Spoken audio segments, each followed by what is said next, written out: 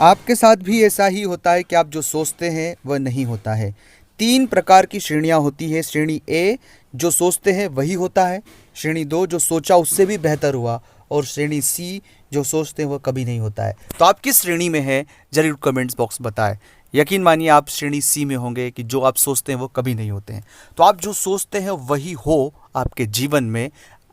तो यह वीडियो आपको अंत तक देखना चाहिए। इस वीडियो देखकर आप उस सीक्रेट तरीके को समझ जाएंगे, उस तकनीकी तरीकों को समझ जाएंगे, और ग्रहों के अकॉर्डिंग जो चीज़ें हमारे सोचने से होती है वह भी आप बहुत विस्तार से इस वीडियो में समझ जाएंगे। आप सभी का चैनल में बहुत स्वागत है और बहुत आभार है। हम जब कभी भी कोई विचार करते हैं, सोचते हैं, आज तक जीवन में यहाँ तक हम पहुँचे हैं, जो चीज़ें हमने सोची वैसा कभी हुआ ही नहीं, बल्कि उससे बहुत ख़राब हुआ। हम खुद को बहुत समेटते हैं, बार बार गिरते हैं, पड़ते हैं और उठकर फिर आगे बढ़ना शुरू हो जाते हैं।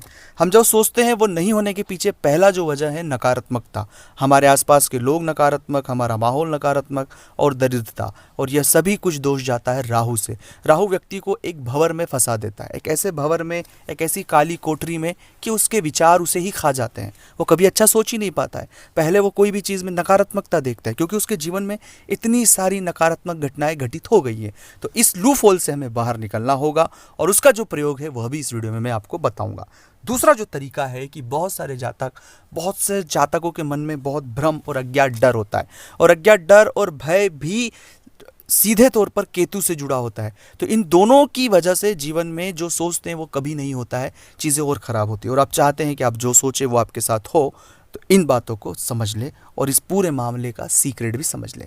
सबसे पहली बात है कि राहु से जुड़ी हुई चीज़ों को लेकर आपको मौन व्रत धारण करना शुरू करना होगा।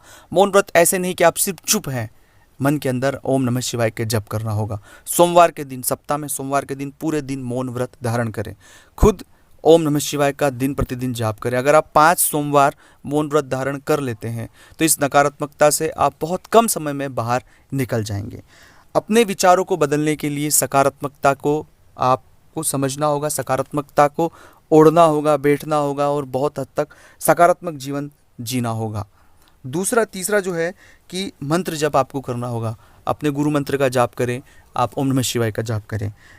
इसके साथ ही दोस्तों शिव शक्ति की उपासना करना होगा। शिव और शक्ति दोनों की उपासना आपको करना होगी, और गुरु आपको बनाना होगा। बिना गुरु के जीवन में कभी भी चीज़ें बेहतर नहीं होती, इसलिए गुरु आपको अनिवार्य रूप से बनाना होगा, और सत्य का आचरण करना होगा। अगर आप सत्य का आचरण करते हैं तो भी जो सोचेंगे वही होगा। दोस्तों, यह जितनी बातें मैंने आपसे साझा की, अगर आप इन्हें कुछ ही वक्त में बहुत सा बदलाव कर सकते हैं।